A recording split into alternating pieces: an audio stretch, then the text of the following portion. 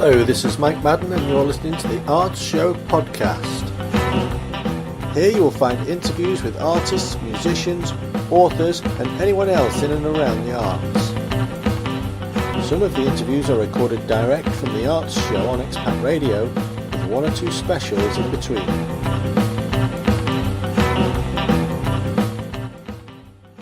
You're about to listen to J.P. Carter talking about his best-selling novel, In Safe Hands. It was originally broadcast on Expat Radio on the 28th of January 2019. Due to licensing restrictions, we were unable to play the music from the original broadcast. You still having a problem with the weather? Well, it's wind and rain and everything else is blowing, so I'm just hoping I'm praying to God that we won't have an issue for the next half hour. It's not that bad, is it? Yeah. What was that, Thunderbirds? Anything can happen in the next half hour? Or was that Stingray? I can't remember. I don't know. You're older than me. You'll remember that better than me.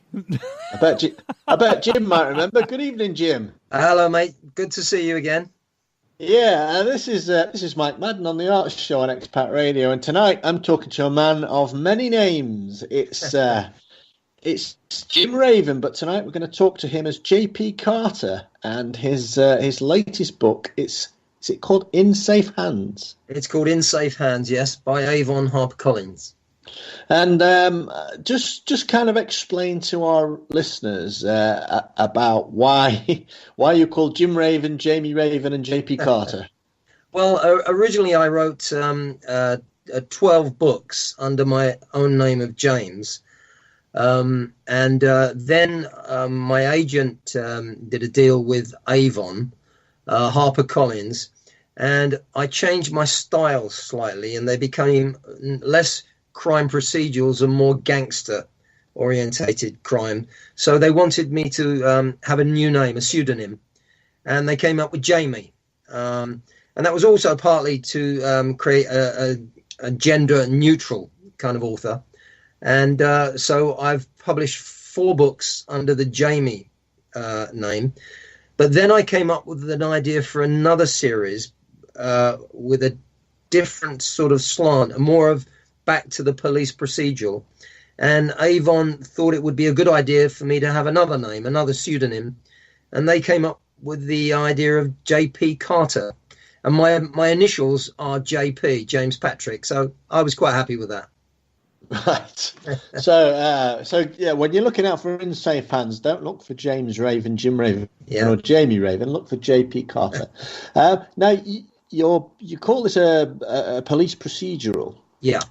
So some of our listeners have been asking me about that. So just to explain what you mean by police procedural. Well, it basically follows the investigation, police investigation, and you go into detail about how the police uncover clues, how the police deal with the public, and you also do it from the point of view of the criminals quite often.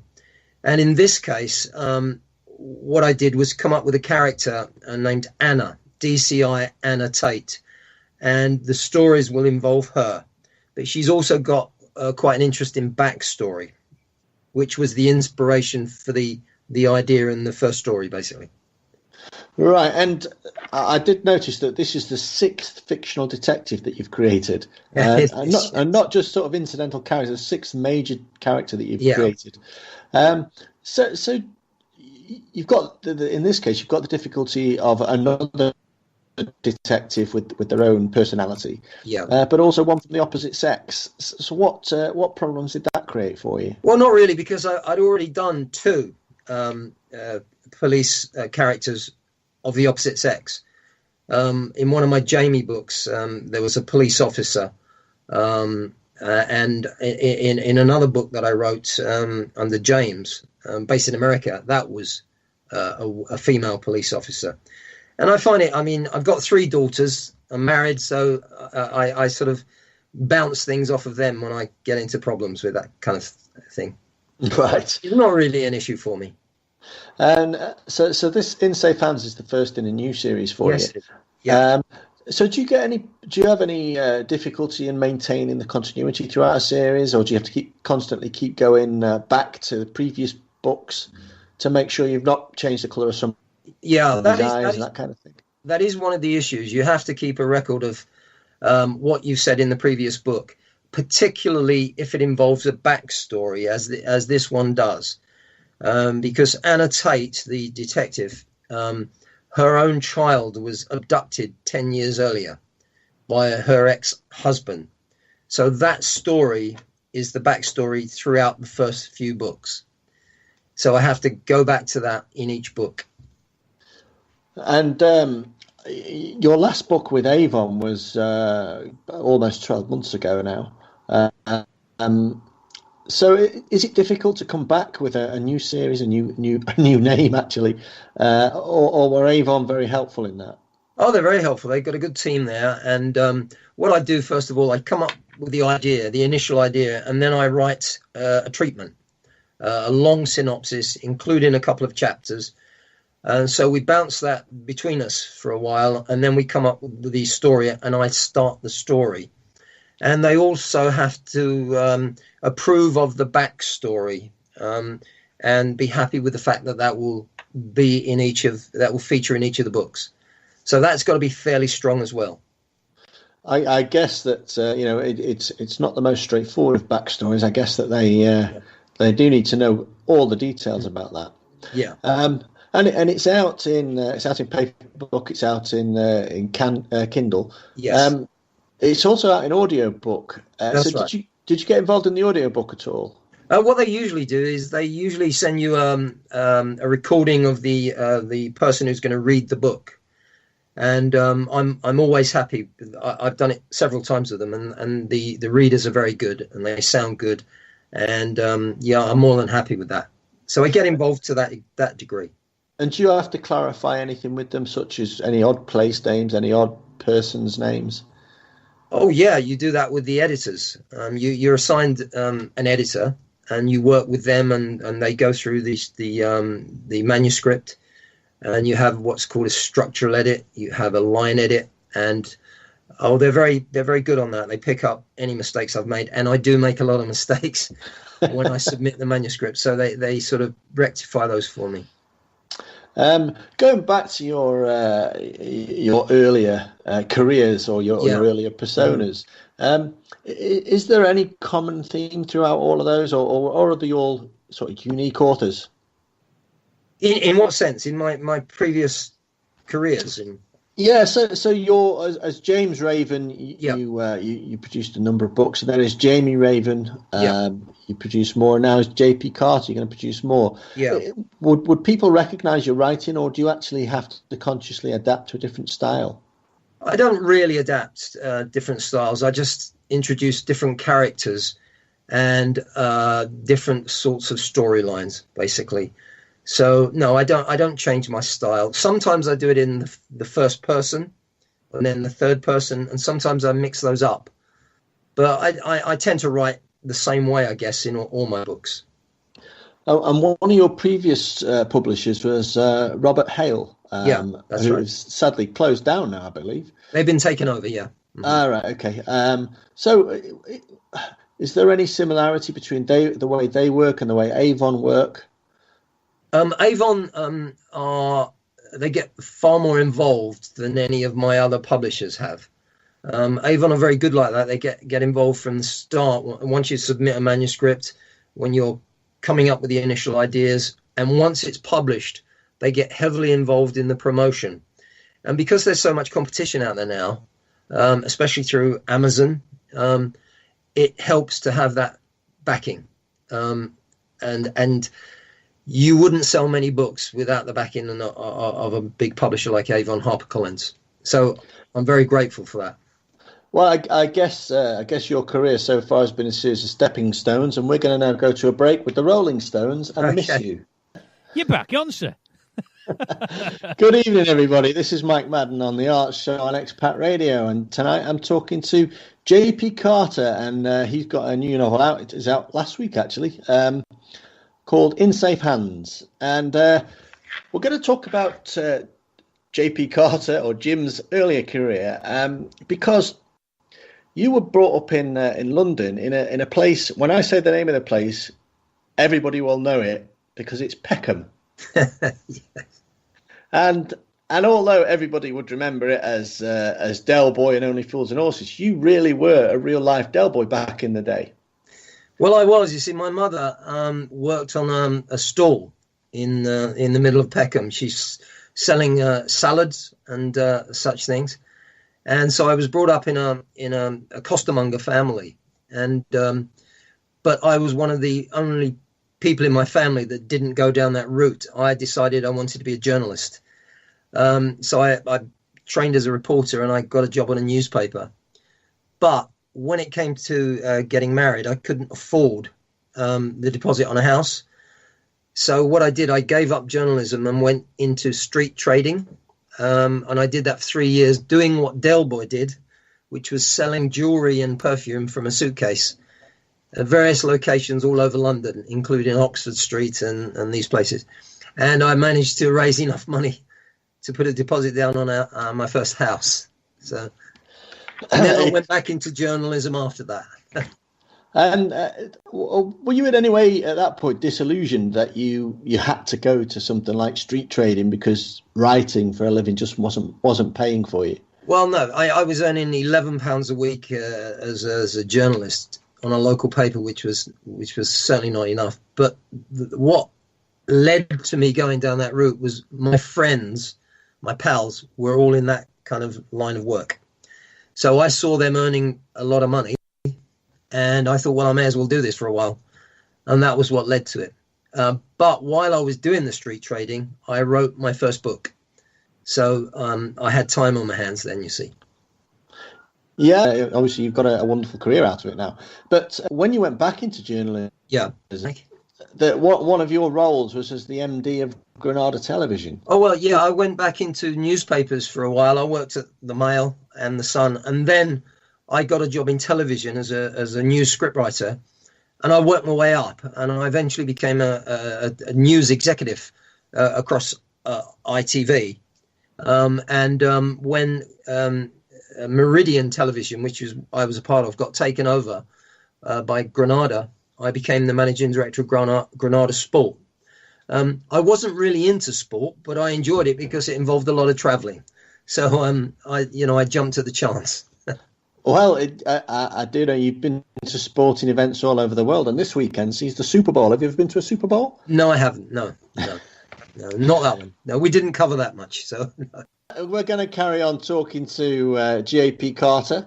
And before the break, we were exploring your early career, and you created Big Easy Productions, creating sports programs and other documentaries. Is that still going? It is. Well, it's kind of it was put to bed a while ago, but it still exists. But my partner and we went in different directions, and I just concentrated on writing. So for the last few years, I've been a full-time author. But we did well for about 7 years. We had it going, and we enjoyed it, you know. And I went into that. We created that because we both got made redundant by ITV. So we created our own production company, and it worked pretty well for us. Right. So going back to your writing career, did you go through the normal process of rejection after rejection before you finally got your break in the industry? I had a couple of rejections, and then Robert Hale took me on, and they published 4 books early on for me. And then I went back to them a number of years later, and they published another 5 books. So I did have some early rejections, but not as many as I'm glad to say, not that many. And did you back then? Were you a member of any writing groups or any support groups to sort of read your material, or was it all done on your own? It was all done by myself. I didn't join any groups or that. I read a lot. My late mother was a big fan of Agatha Christie and Mickey Spillane, and she encouraged me very early on to read. So I'd read a lot of those books by the time I started to write myself. And I loved writing crime books. So probably because of where I was from in London, there was a lot of crime. And that I got into it, and I really enjoyed it. And it helps if you enjoy reading that kind of book, that genre of book, and I did. And was there any other inspirations when you were growing up? Do you remember reading a lot when you were at school? Oh, I did, yeah. But it was the other inspiration was that where I lived and the people my family knew, they were kind of a lot of shady characters. So I got to learn a lot about that kind of life while I was going along, and it helped inspire some of my writing. And that was how that all came about, you know. And you like we discussed, you were from London originally, but now you're living in Southampton. That's right. Which must be a very different atmosphere. Well, it is, but I've lived here now a good few years. It is a different atmosphere. I do go back to London because I've still got relatives in Peckham, actually. So I do go back from there. I miss it sometimes, but I think it's changed an awful lot. It's not like it was. But, you know, I've got fond memories of my time in London. Yeah. And you also, you've got a second home in Spain. I have, yeah. Does that provide sort of either inspiration or a calm atmosphere for your writing, or do you not really mind about that? Yeah, it does provide. Usually my wife and I go down there for holidays, but when I get involved in a book, if I want some peace, I go down there by myself, and I can spend a couple of weeks just writing. And I enjoy writing, you know, outside a cafe in the sun, so that suits me, and I can get quite a lot done down there. So I do that, you know. That sounds absolutely idyllic. It is. Particularly while Dave's worried about the snow. So yeah. And we were talking about your latest launch, and that was on Thursday of last week. That's right. So what does a launch day actually look like for you? Well, not much really. You get a gift. You get a little gift from the publishers, flowers or chocolates or something like that, and then the promotional campaign is launched, and you see lots of tweets and ads, and you get congratulatory messages from friends and people you've maybe spoken to, and then it's a case of helping to promote the book, and you do that, but at the same time you're looking ahead to the next book. So that's how it goes. And do you have events where book signings or anything like that lined up? Oh yeah. There's usually a book signing, and I'll be shortly. I think it's next month. I'm on a panel in a Waterstones in Southampton, an author panel where we answer questions with the audience, and they're usually quite good affairs, and we have drinks and food there. So, that sounds a fun event. Do you go to any of the other literary festivals or anything like that? I tend not to. The one I do go to is the London Book Show. I go to that every year because it's so big and there's a lot going on there. And HarperCollins has a big presence there, and I find that very interesting. So I usually go and spend 2 days in London and attend the London Book Show. We are running out of time now, so just tell the listeners where they can find a little bit more about J.P. Carter and your books and yourself. Okay, well, mainly you can find more about me under the various other names, James Raven and Jamie Raven, and J.P. Carter. I'm just developing more of information for the online. Because it's my third name, I haven't done too much of that yet. But there's a bit on Amazon, the HarperCollins website, and there's more information on my agent's website, which is Artilus Limited in the UK. So there's more and more information getting out there. And every time a book's published, there are various blogs which feature information about myself. And I've read a few of those blogs, and the last thing I want to mention is you have another trick up your sleeve, quite literally, because you do magic tricks. Oh yeah, yeah. I am a sort of up to probably last year, I was a semi-professional magician, a close-up magician at various events. I did it for fun, really, but I used to do magic at weddings and other events, and I've really enjoyed it. But I've been interested in close-up magic since I was a young boy. You know. Well, Dave would like you to do a trick, but they're not great on the radio. So sorry, Dave. It's like doing a firework display. It's like doing a firework display on the radio. It's been wonderful talking to you, and as discussed with our previous guest, we'd like you to come back and have a bit of a chat show with Jackie Rose in the next few weeks. So hopefully you'll do that for us. It will be my pleasure, mate. Yeah, thank you.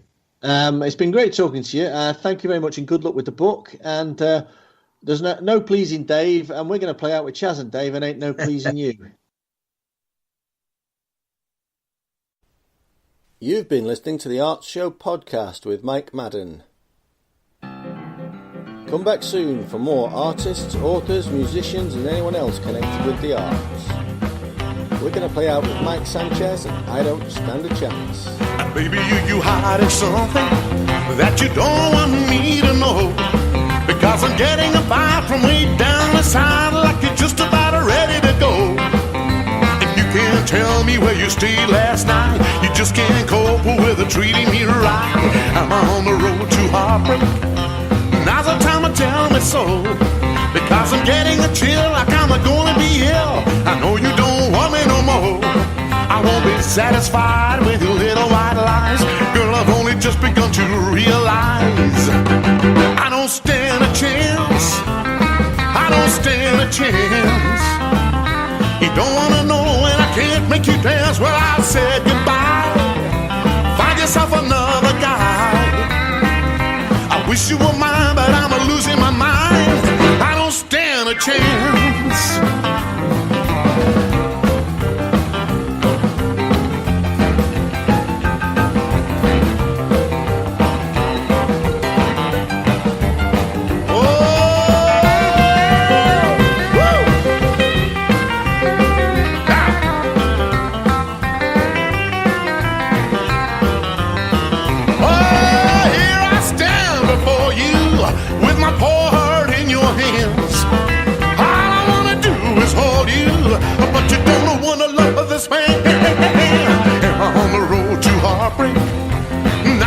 Tell me so, because I'm getting a chill like I'm gonna be ill. I know you don't want me no more.